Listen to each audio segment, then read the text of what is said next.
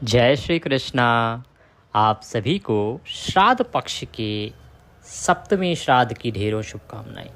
प्रिय भक्तों, आज 13 तारीख को आप सभी सप्तमी का श्राद्ध कर रहे हैं। आपको आज अवश्य सुनना चाहिए श्रीमद् भागवत गीता का 7वां अध्याय। श्रीमद् भागवत गीता का यह 7वां अध्याय आपके पितरों की तृप्ति के लिए, उनकी मुक्ति के लिए और उनकी प्रसन्नता के लिए बड़ा ही उत्तम उपाय है।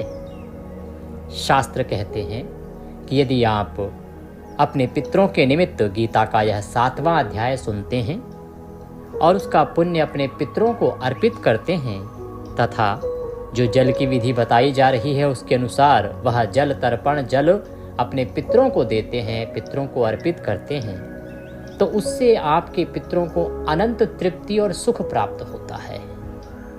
शास्त्र तो ये भी कहते हैं कि यदि आपके पितृ कहीं घोर नरक में भी हों तो वहाँ भी उनकी मुक्ति हो जाती है, वो तृप्त हो जाते हैं। इसीलिए गीता का यह 7वां अध्याय आपको प्रतिदिन सुनना चाहिए। श्राद्ध पक्ष के 16 दिन होते हैं।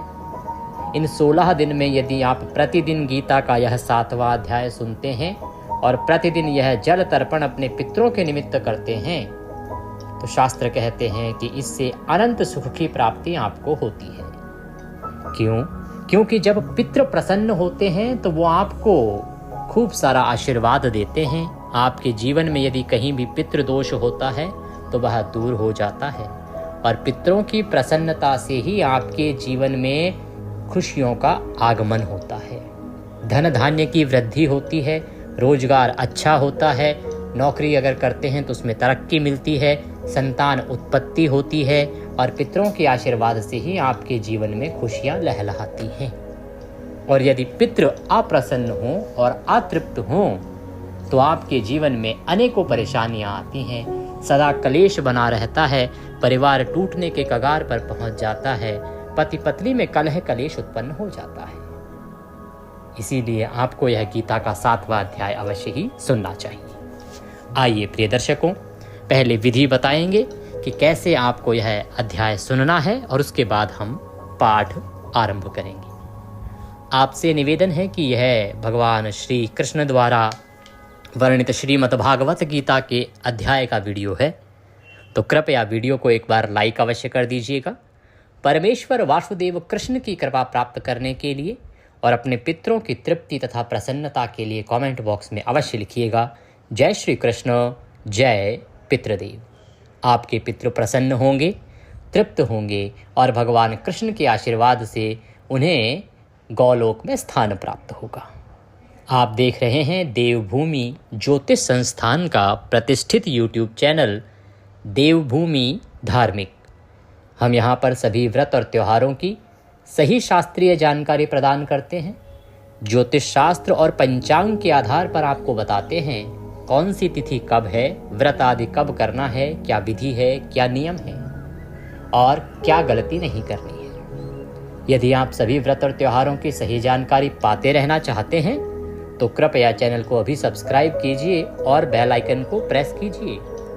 जब आप चैनल को सब्सक्राइब करेंगे तो वहाँ एक घंटी का निशान बना हुआ आएगा, उसे आप अवश्य दबाइएगा, तभी आपको हमारे सारे वीडियो प्राप्त होंगे, अन्यथा आपसे जानकारी छूट जाएगी। तो चैनल को सब्सक्राइब करें और बेल आइकन को प्रेस करें। आइए प्रिय दर्शकों, आरंभ करते हैं।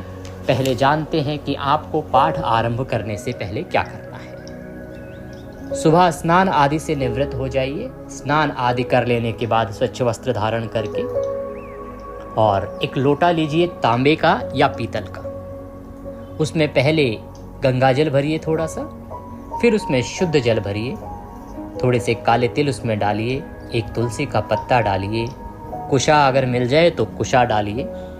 कुशा जो है वो सामान्यतः मंदिरों में मिल जाती है, अब तो श्राद्ध पक्ष है, सभी पंडित लोग रखते होंगे। आप यदि दिल्ली में रहते हैं तो आप हमारे यहाँ से मंगवा सकते हैं, अन्यथा पूजा पाठ की जो दुकानें हैं जहाँ पूजा पाठ का सामान मिलता है वहाँ से भी कुशा मिल जाती है।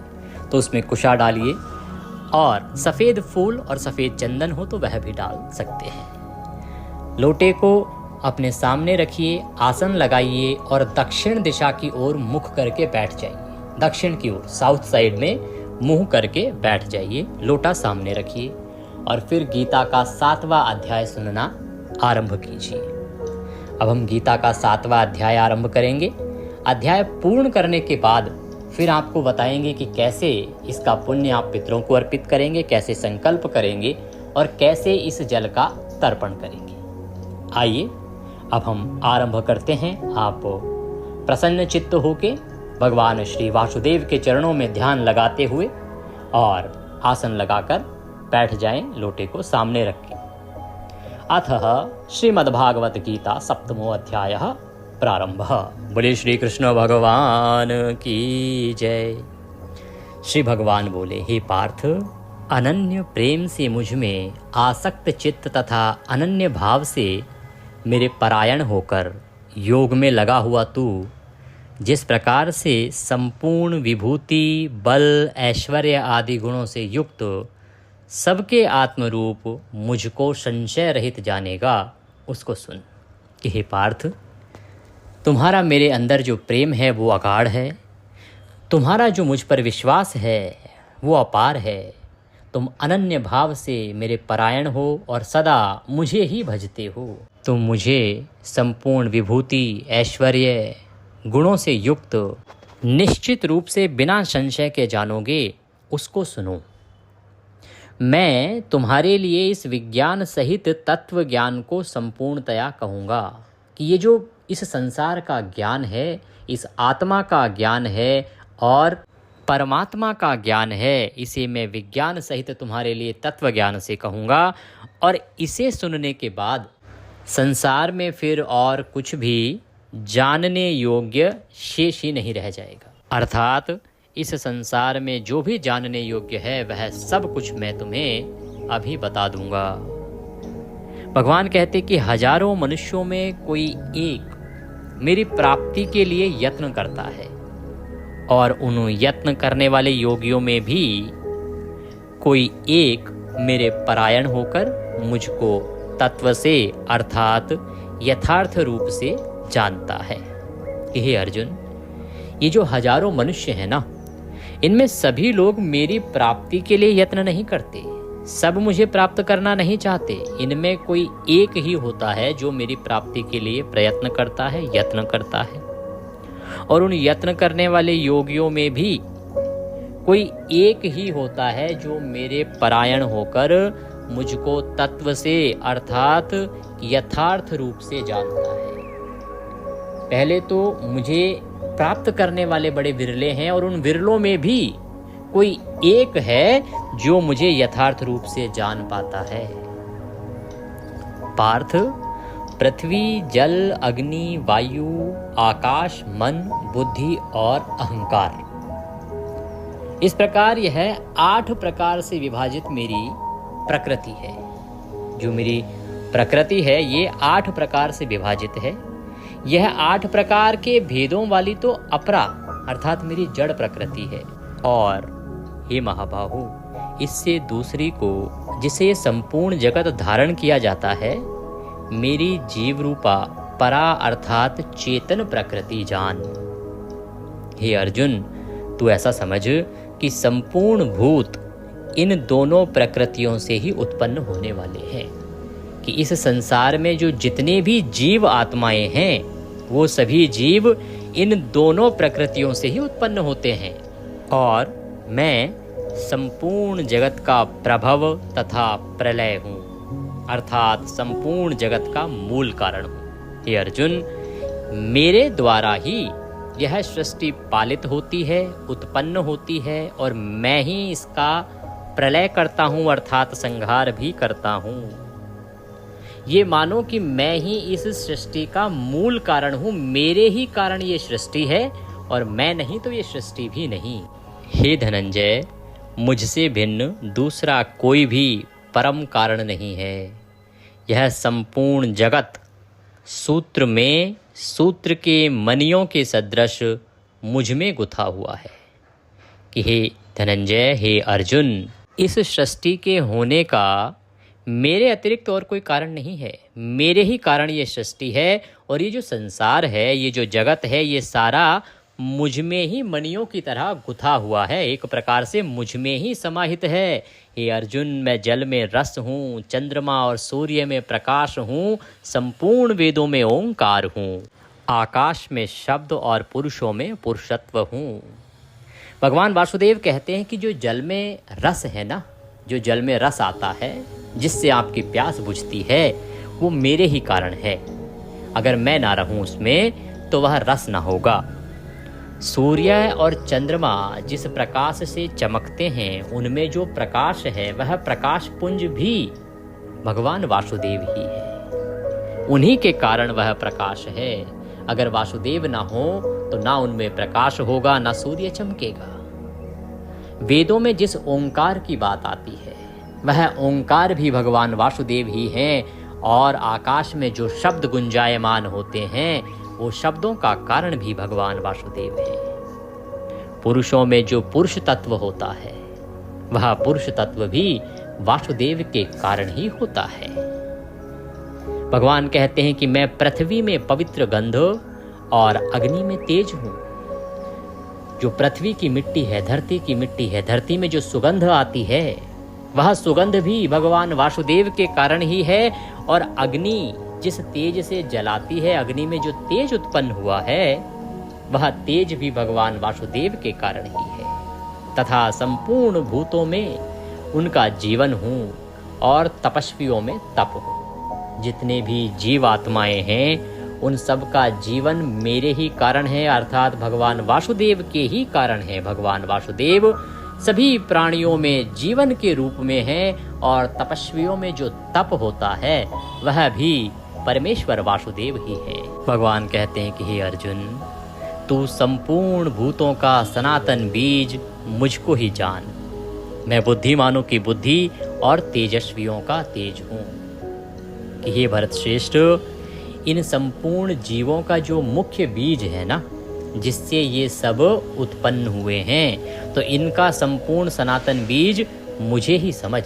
जो बुद्धिमानों में बुद्धि होती है, वह बुद्धि भी भगवान वासुदेव ही हैं, और तेजस्वियों में जो तेज होता है वह भी भगवान वासुदेव ही हैं। हे भरत श्रेष्ठ, मैं बलवानों का आसक्ति और कामनाओं से रहित बल अर्थात सामर्थ्य हूँ। जो बलवानों में शुद्ध बल होता है ना, जो कामना से रहित होता है, आसक्ति से रहित रहता है, वह बल वासुदेव ही हैं। और सब भूतों में अर्थात सभी जीवों में धर्म के अनुकूल, शास्त्र के अनुकूल काम भी वासुदेव ही हैं। भगवान आगे कहते हैं कि हे पार्थ, और भी जो सत्वगुण से उत्पन्न होने वाले भाव हैं, जो रजोगुण से उत्पन्न होने वाले भाव हैं, या तमोगुण से उत्पन्न होने वाले भाव हैं, उन सबको तू मुझसे ही होने वाले हैं ऐसा जान। परंतु वास्तव में उनमें मैं और वे मुझ में नहीं हैं। कि हे अर्जुन, जो सत्वगुण, रजगुण और तमोगुण से जो उत्पन्न होते हैं भाव, वो सब मुझसे ही होते हैं, ऐसा मनुष्य को समझना चाहिए। परंतु सच्चाई ये है कि ना तो वो तीनों ही गुण मेरे अंदर हैं, और ना ही उन तीनों गुणों के अंदर मैं विद्यमान हूँ। यहाँ से मनुष्य को सीख मिलती है कि हम देखते हैं बहुत सारे मनुष्य कहते हैं कि भाई ये तो भगवान ने ही तो दिया है, अगर हमारा मन इस कार्य में लगता है, इस काम को करने में लगता है, तो ये तो भगवान की ही देन है। परंतु सच्चाई ये नहीं है। परमात्मा कहते हैं कि ये जो तीन गुण है ना, ये तीनों गुण मैंने बनाए हैं, पर मैं इनमें नहीं होता, और ना ही मेरे अंदर ये समाहित हैं। आगे कहते हैं कि गुणों के कार्य रूप सात्विक, राजस और तामस, इन तीनों प्रकार के भावों से यह सारा संसार, प्राणी समुदाय मोहित हो रहा है। इसलिए इन तीनों गुणों से परे मुझे अविनाशी को नहीं समझता, नहीं जानता। कि हे अर्जुन, ये जितने भी प्राणी हैं ना, ये इन तीनों गुणों में घिर गए हैं। ये जो तीन गुण हैं, सत, तम, रज, इन तीनों गुणों में इस प्रकार से ये सभी मकड़ जाल में फंस गए हैं कि इनके मोह जाल में ये मोहित हो गए हैं। अब किसी को वासना प्रिय है, किसी को धन प्रिय है, किसी को कामना प्रिय है। सभी अपनी अपनी कामनाओं में इन तीनों गुणों के कारण आसक्त चित्त हो गए हैं और इसीलिए ये मनुष्य मुझ अविनाशी को नहीं जानते, अर्थात मुझे नहीं समझ पाते। क्यों? क्योंकि यह अलौकिक अर्थात अति अद्भुत त्रिगुणमयी मेरी माया बड़ी दुस्तर है कि अर्जुन, ये जो 3 गुणों वाली मेरी माया है ना, ये पार पाना बड़ी कठिन है। इस माया के मकड़ जाल में सारा प्राणी समुदाय जकड़ा हुआ रहता है। इस माया से बाहर निकलना आसान नहीं है, परंतु जो पुरुष केवल मुझको ही निरंतर भजते हैं वे इस माया का उल्लंघन कर जाते हैं। पर इस संसार में ऐसे भी कुछ पुरुष हैं जो केवल वासुदेव को ही भजते हैं, और जो वासुदेव को भजते हैं वो इस माया से बाहर निकल जाते हैं और इस संसार से तर जाते हैं। हे अर्जुन, माया के द्वारा जिनका ज्ञान हरा जा चुका है, ऐसे आसुर स्वभाव को धारण किए हुए मनुष्यों में नीच दूषित कर्म करने वाले मूढ़ लोग मुझको नहीं भजते। कि हे भरतश्रेष्ठ, इस दुस्तर माया के द्वारा जो मनुष्य हैं उनका जो ज्ञान है ना, वह एक प्रकार से नष्ट हो चुका है, वो हर लिया गया है। और इसी कारण से ये जो मनुष्य है इसका स्वभाव आसुर के जैसा, राक्षसों जैसा हो गया है। ये नीच और दूषित कर्म करने वाले हो गए हैं, और जो मनुष्य नीच और दूषित कर्म करने वाले होते हैं वो मूढ़ होते हैं, मूर्ख होते हैं, और ऐसे मूर्ख लोग मुझे अर्थात वासुदेव को नहीं भजते हैं।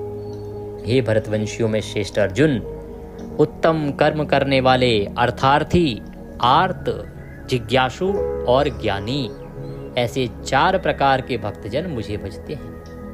भगवान ने बताया कि जो 4 प्रकार के भक्त हैं केवल वो ही भगवान वासुदेव को भजते हैं, और वो कौन कौन से हैं? अर्थार्थी, आर्त, जिज्ञासु और ज्ञानी। और उनमें भी नित्य मुझ में एक ही भाव से स्थित अनन्य प्रेम भक्ति वाला ज्ञानी भक्त अति उत्तम है। जो ज्ञानी भक्त है वो उनमें भी श्रेष्ठतम है। क्यों? क्योंकि मुझको तत्व से जानने वाले ज्ञानी को मैं अत्यंत प्रिय हूँ, और वह ज्ञानी मुझे अत्यंत प्रिय है।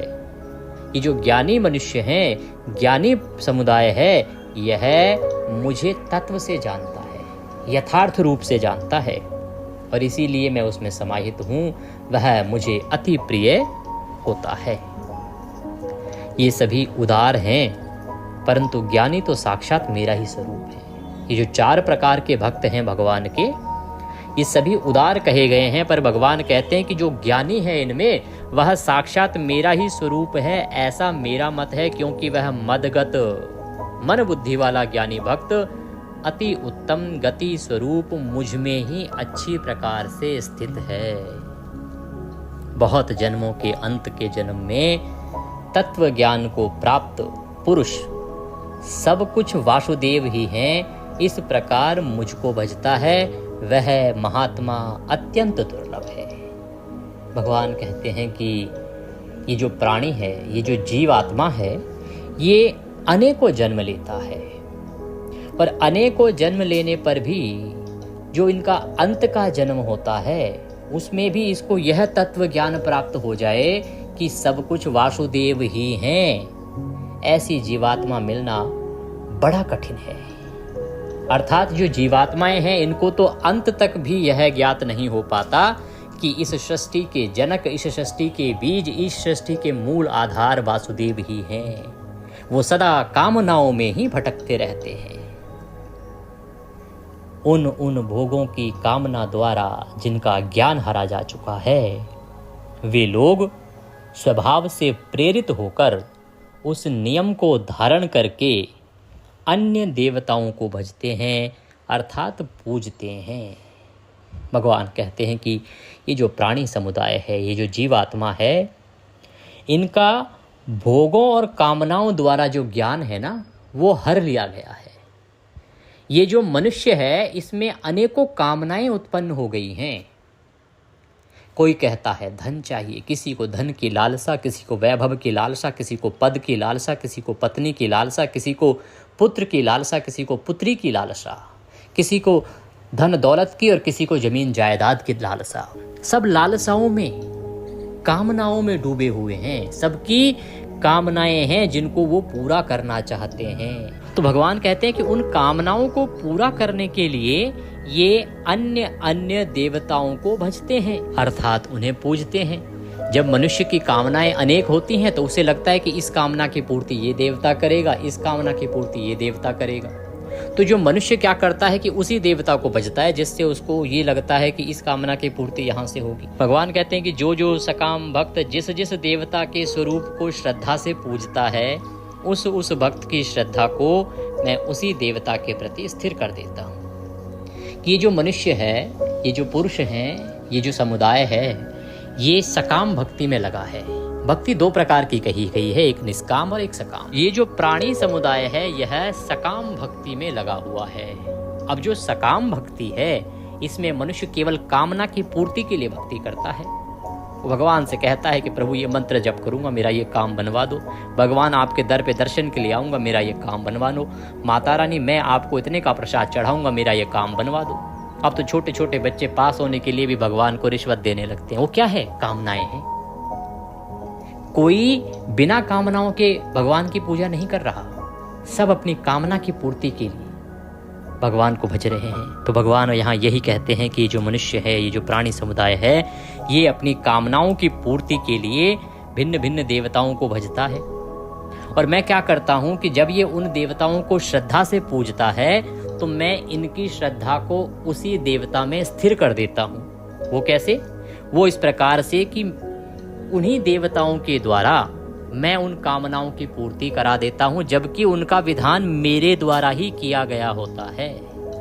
कि कोई मनुष्य किसी अमुक देवता को भजता है किसी कामना की पूर्ति के लिए, तो भगवान कहते हैं कि उस कामना की पूर्ति तो मैं ही करता हूं, उसका विधान तो मेरे ही द्वारा दिया गया होता है, परंतु उस मनुष्य को वह उस देवता के माध्यम से प्राप्त होता है तो उसको लगता है कि अमुक देवता के द्वारा उसकी यह इच्छा पूरी हुई है। इससे वह उस देवता में और श्रद्धावान हो जाता है और उसी देवता को पूजने लगता है, और उसकी जो श्रद्धा है, उसकी जो भक्ति है उस देवता में और प्रगाढ़ हो जाती है। वह पुरुष उस श्रद्धा से युक्त होकर उस देवता का पूजन करता है और उस देवता से मेरे द्वारा ही विधान किए हुए उन इच्छित भोगों को निसंदेह प्राप्त करता है। परंतु अल्प बुद्धि वालों का वह फल नाशवान है तथा वे देवताओं को पूजने वाले देवताओं को प्राप्त होते हैं, और मेरे भक्त चाहे जैसे ही भजें अंत में वे मुझे ही प्राप्त होते हैं। हे अर्जुन, ये जो मनुष्य है ना, इनकी बुद्धि अल्प हो गई है। ये अल्प बुद्धि वाले हैं। ये समझ ही नहीं पाते कि ये जिस कामना की पूर्ति करना चाहते हैं उससे जो फल प्राप्त होगा वो तो नाशवान है, आज नहीं तो कल नष्ट हो जाना है। और ये मनुष्य जिस देवता को भजते हैं ये उसी देवता को प्राप्त हो जाते हैं।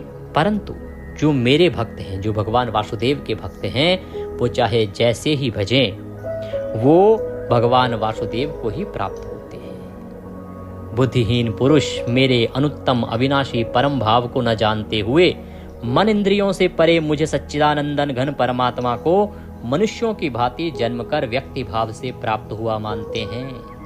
भगवान कहते हैं कि ये जो बुद्धिहीन मनुष्य है ये मुझ अविनाशी परमेश्वर को जानता ही नहीं है। इन्हें लगता है कि मैं भी मनुष्यों की भांति जन्म कर और मृत्यु को प्राप्त होता हूँ, फिर मृत्यु होने के बाद पुनः जन्म लेता हूँ। अपनी योग माया से छिपा हुआ मैं सबके प्रत्यक्ष नहीं होता, इसीलिए यह अज्ञानी जन समुदाय मुझ जन्म रहित अविनाशी परमेश्वर को नहीं जानता, अर्थात मुझको जन्मने और मरने वाला समझता है।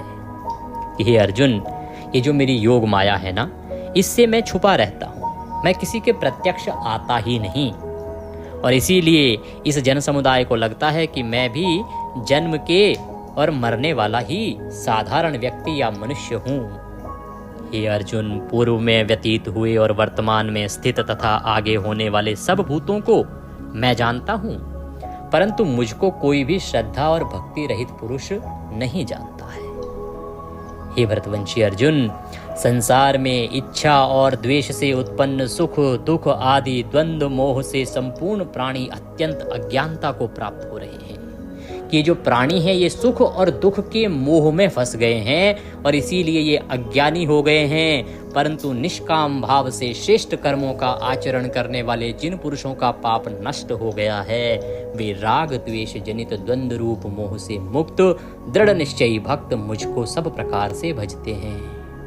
भगवान कहते हैं कि जो मनुष्य निष्काम भाव से श्रेष्ठ कर्मों का आचरण करता है अर्थात कामनाओं के लिए नहीं केवल ईश्वर की भक्ति करने के लिए भगवान का भजन करता है उनके सभी पाप नष्ट हो जाते हैं और ऐसे ही दृढ़ निश्चयी जो भक्त हैं वो भगवान वासुदेव को भजते हैं जो मेरे शरण होकर जरा और मरण से छूटने के लिए यत्न करते हैं। वे पुरुष उस ब्रह्म को संपूर्ण आध्यात्म को संपूर्ण कर्म को जानते हैं कि जो मुझे भजते हैं वो जन्म मरण से छूट जाते हैं, वो आध्यात्म में जुड़ जाते हैं और वो आध्यात्म को ही कर्म समझते हैं।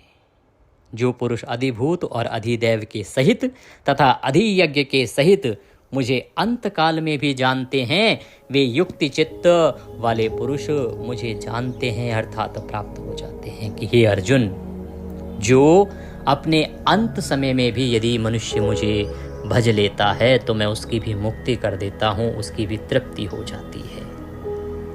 भगवान कहना यही चाह रहे हैं कि हमें निष्काम भक्ति करनी चाहिए। सकाम भक्ति नाशवान फल देती है, निष्काम भक्ति आपको मुक्ति की ओर लेके जाती है। इसी के साथ गीता का यह 7वां अध्याय यहाँ पूर्ण होता है। बोलिए श्री कृष्ण भगवान की जय।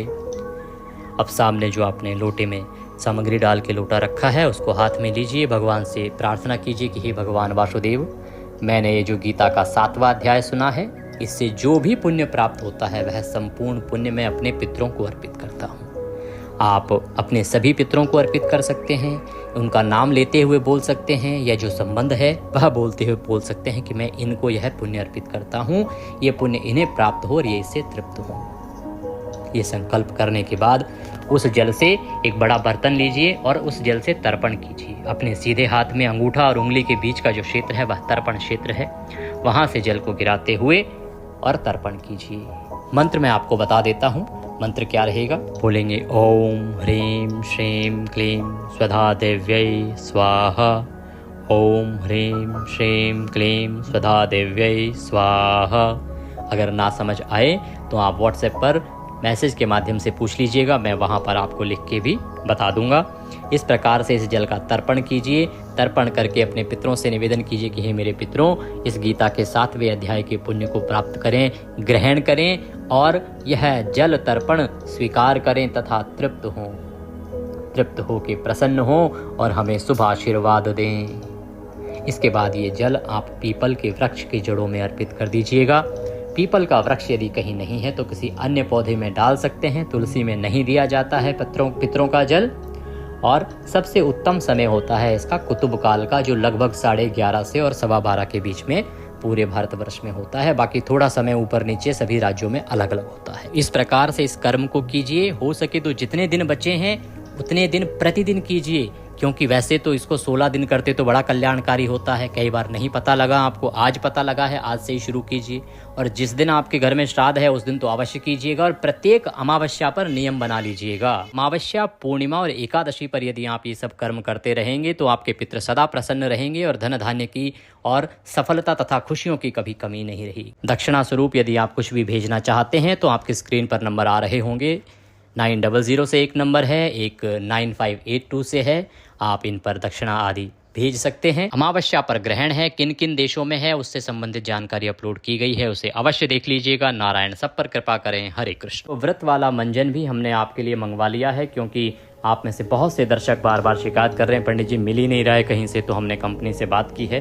व्रत वाला मंजन आप हमारे यहाँ से भी मंगवा सकते हैं, क्योंकि व्रत में जब आप कोई टूथपेस्ट या मंजन प्रयोग करते हैं तो वह व्रत को खंडित करता है। इसीलिए आपको व्रत वाला मंजन प्रयोग करना चाहिए। अगर आपको आवश्यकता हो तो व्हाट्सएप के माध्यम से पूछ सकते हैं, आपको प्रदान कर दिया जाएगा। हरे कृष्ण।